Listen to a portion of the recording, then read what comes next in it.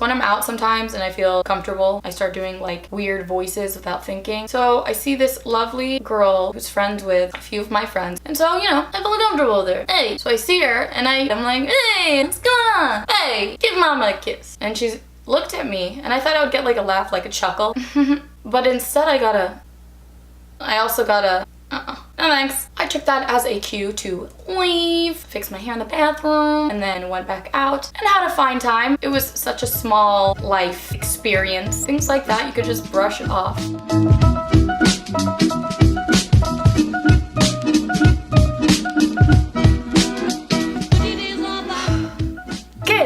Everybody, and welcome back. So last week we talked about the power of conscious cardio and how blocking out negative thoughts temporarily and saving them for a more positive, mindful environment can actually be more productive for your well-being. Of course, suppressing is damaging, so we must address what is plaguing our progress. So today we are exploring how we can temporarily block out some of our thoughts in another edition of Mind Over Matter with our segment, Brain Hacks, the power of. Let's talk about the power of mental cinema.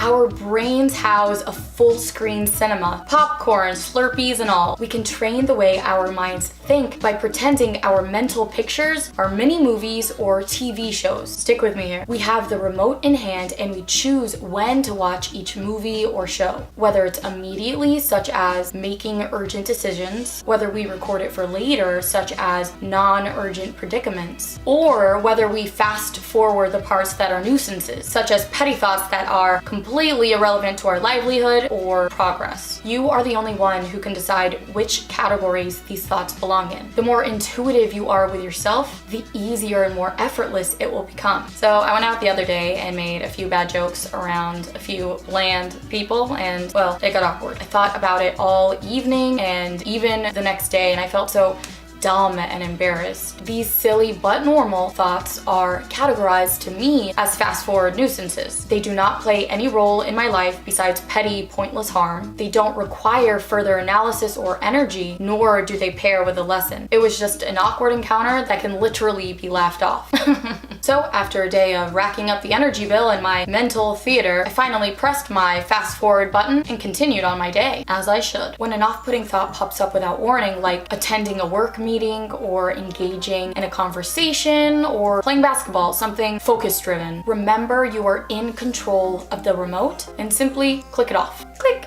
I get it, it's not that easy. One cannot simply block out a thought and save it for later, right? But it's possible. It just takes strong awareness of self and daily practice to allot some energy into your mental space. If you'd like, you can refer to some of my previous segments for daily practice ideas. If you get anxious putting aside thoughts like I do, remind yourself you have the choice to watch your movie, but during a more productive time, like jogging or any activity that gives you room to think while simultaneously releasing happy chemicals to the brain. You will address whatever thoughts are bothering you, but in a mental environment that is more clear, less claustrophobic, and less overwhelming. How many times can you look at certain situations and say, why wasn't I so present or aware of my surroundings? I was hanging out with a friend a few weeks ago and had some things on my mind. It was incredibly difficult to be present and enjoy the company around me because my thoughts were controlling my energy and ability to pay attention. In fact, I almost went home so I could work out these thoughts before I went crazy. Unfortunately, in this case, I left my mental remote at home. If I remembered it, I would have recorded the story for later. There was simply no urgency to work it out immediately, and therefore I could have chosen a more beneficial environment to let my thoughts run freely. If your body is present while your mind is occupied, you are no longer living, you are existing. Believing we have the power and discipline to control our mental cinemas promises a truer presence and a more fulfilling experience. We are able to listen better, become more observant, interpret information more accurately, appreciate the beauty in our surroundings and the people closest to us, and genuinely immerse ourselves in this thing we call life. Alright guys, thanks so much for stopping by. If you enjoyed this video, give it a big thumbs up. Are you enjoying the series? What do you want to see next? Let me know in the comments below, and also let me know if you try this mental cinema method and whether it's for you. Be sure to share this video to spread the good, and of course,